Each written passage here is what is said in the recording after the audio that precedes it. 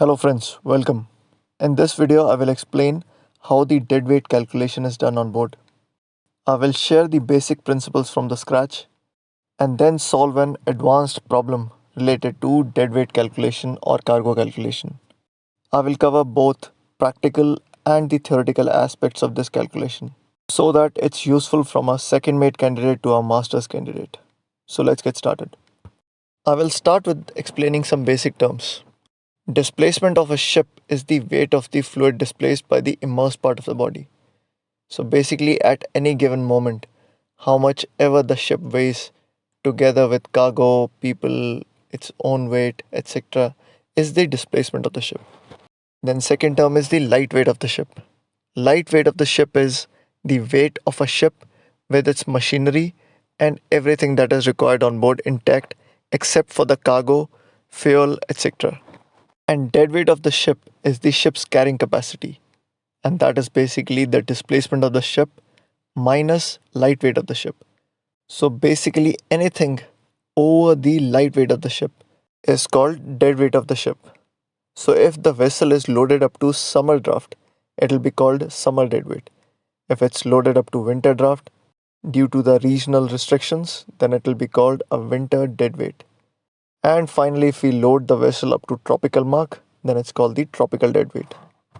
Now, practically on board, when we receive a message from the charterers on tanker, they ask us how much cargo can you load from this particular port when discharge is going to be at a certain port. At that point, there are a number of calculations and factors which are considered, like draft restriction in the loading port and discharge port, available depth of water in the loading port and the discharge port. Then, after considering all this, a stowage plan is created. And as we are employees of the owner, we want to load maximum cargo to use the ship's maximum capacity. And this is exactly where your deadweight calculation will help you. As mentioned earlier, there can be number of factors and number of cases, but I'll start with one numerical which is from the ASM past question paper. And as we go through this example, I will keep explaining what is happening practically on board the ship in comparison to this theoretical numerical. Whether in exam or on board, do not make this calculation in haste. Understand all the factors which are in play. So let me read this question. A vessel has a summer deadweight of 24562 metric ton. Summer draft is 10.56 meters, TPC is 25 metric ton.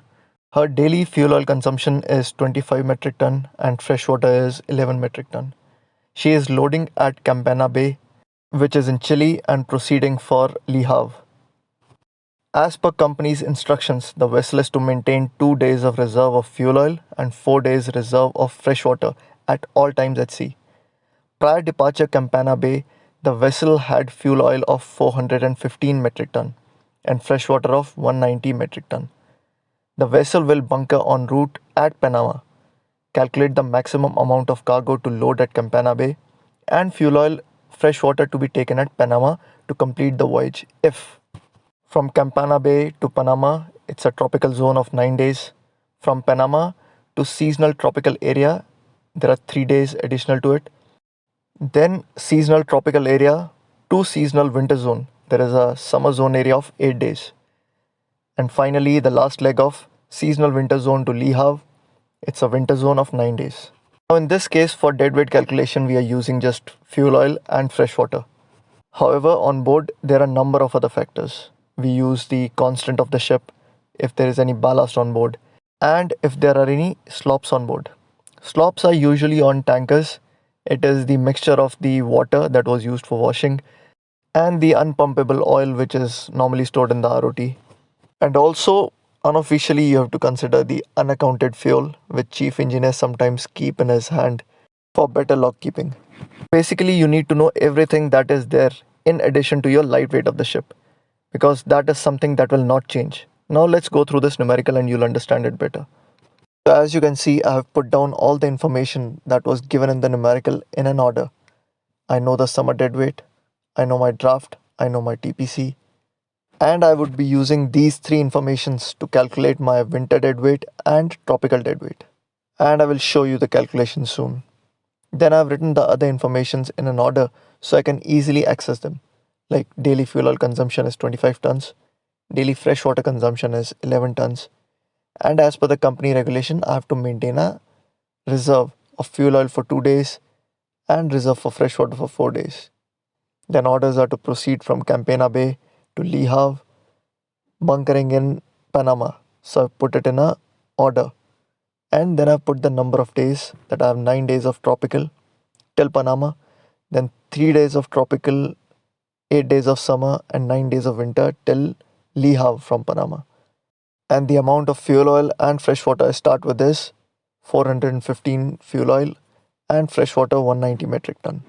And on board, the same information can be calculated comparing your passage plan with the load line zonal chart of the world. Now to solve this numerical, this is a chart which I've created. There are 7 columns to it, and each row represents one important phase of this voyage. So starting from the top, departure Campana Bay is one row. Then I arrive at Panama after 9 days of voyage. I bunker there. Then I depart from Panama. Then there is phase 1, which is after completion of 3 days of tropical journey. Phase 2 is 8 days of summer. And arrival Le Havre after 9 days of winter. In my second column, I have written the applicable deadweight. That for that particular phase, what is the applicable deadweight? Then the consumption of fuel and fresh water, if any, and then one column for the ROB fuel oil and ROB fresh water.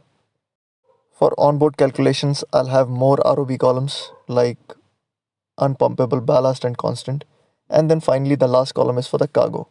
And for this numerical and also on board, what we cannot change is basically the fuel, the consumption, and the applicable deadweight.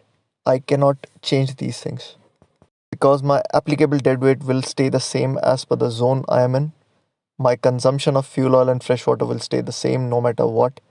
And if I require a certain amount of ROB for a long voyage, I require that. I cannot reduce my fuel oil or fresh water. What I can do play with is my cargo. So now I have to calculate what is the maximum amount of cargo that I can carry considering all these factors, including the factor that my vessel's draft shall not exceed the applicable deadweight of any region.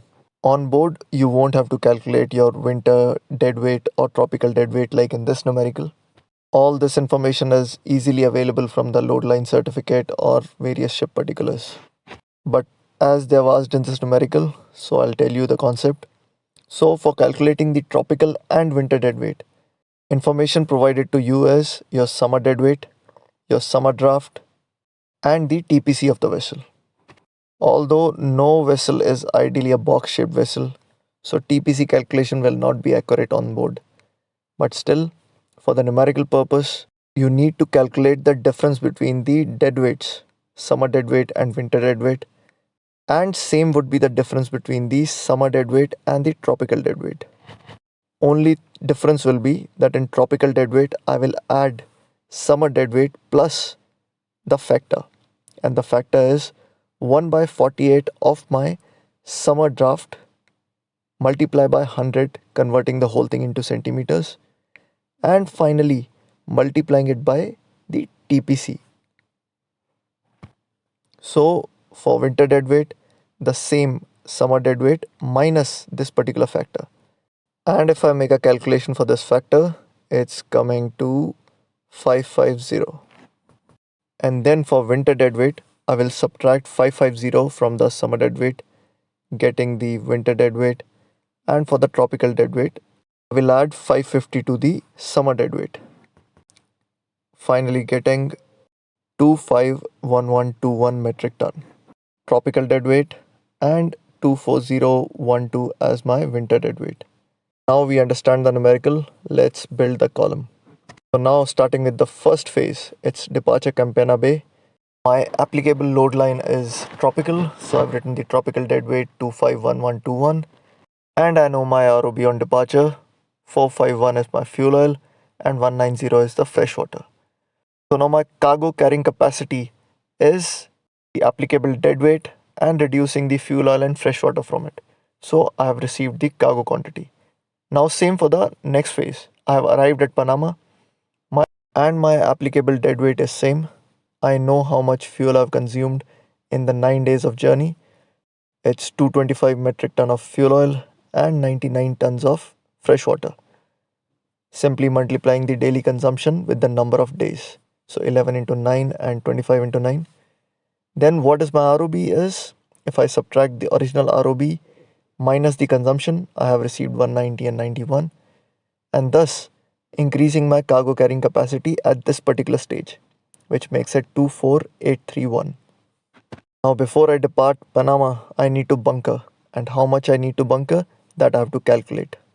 As mentioned earlier, I'm here for the owner and I want to make maximum money for the owner. So I have to calculate or bunker least amount of fuel. So here is my calculation. So fuel oil required after Panama is equal to the number of days into my daily consumption, plus I need a reserve of 2 days for fuel oil and 4 days for the fresh water. So total number of days, as you can see, is about 20 days. So 20 days plus 2 days of reserve. So I need to have at least an ROB equivalent to 22 days of fuel oil. So 22 days into my daily consumption for the fuel oil is 25 tons, and this makes it 550 metric ton. Similarly, for the fresh water required after Panama, 20 days of normal journey plus 4 days of reserve. So 24 days multiplied by my daily freshwater consumption, which is 11, coming to a total requirement of 264 metric ton. This is the ROB I have to depart with. Then there is certain amount of fuel and freshwater which I already have on board. So I put the amount of bunker and freshwater that I need to depart with in the departure Panama leg. And from this final ROB, if I subtract what I originally have on board at the time of arrival, then I know the amount that I need to bunker. So 550 minus 190 is 360, and 264 minus 91 makes it 173. So this is the amount I need to bunker, and I depart with 550 and 264, which is the minimum requirement. Then I come to the phase 1. Phase 1 is completion of 3 days of tropical and entering the summer zone. So my applicable dead weight is summer dead weight, which is 24562. And then filling up the ROB column after reduction of 3 days consumption. And to avoid any confusion, I'm not calculating the cargo column yet. Currently, I'm just putting in the facts which cannot be changed for this particular voyage. So calculating the same for the phase 2, vessel completing 8 days of voyage in the summer zone is now entering the winter zone. So my applicable dead weight is now 24012. I calculate my fuel oil and freshwater ROB after subtracting the consumption. And finally, same calculation for arrival Le Havre. My applicable dead weight is again winter zone, and then applying consumption of 9 days to it. And now, once all the facts are put on the sheet, I will make the final calculation of how much maximum cargo I can carry in each leg of my voyage. So subtracting the fuel oil ROB and freshwater ROB from each applicable dead weight, I can calculate the cargo. And then fast forwarding the full calculation, I have the amount of cargo for each leg, and this is the maximum amount of cargo that I can carry. So which is the least amount in this? That is 23594. This is happening when the ship enters the winter zone. And from this list of cargo, the least number is 23594. So if I exceed this cargo limit even by 1 ton, let's say even if I take 23595, the vessel would exceed its applicable dead weight, and I'll be at the contravention of the regulation. Thus, the number 23594 is the maximum amount of cargo that I will start with in the first place at Campana Bay. Because the regulation says that at any leg of the voyage, the draft of the vessel shall not exceed the applicable load line for that particular region. There are more methods to solving this problem, but as long as your concept is clear, that there are factors that you cannot change, only thing you can play with is cargo, and your purpose of this whole calculation is that your vessel's draft must not exceed the required applicable dead weight of the load line region. I hope this was a useful video for you and I have been able to explain the load line calculation and cargo calculation properly. If you have any doubts related to the problem or suggestion of feedback, then please do comment below. All the best for your exams, and as always, thank you for watching.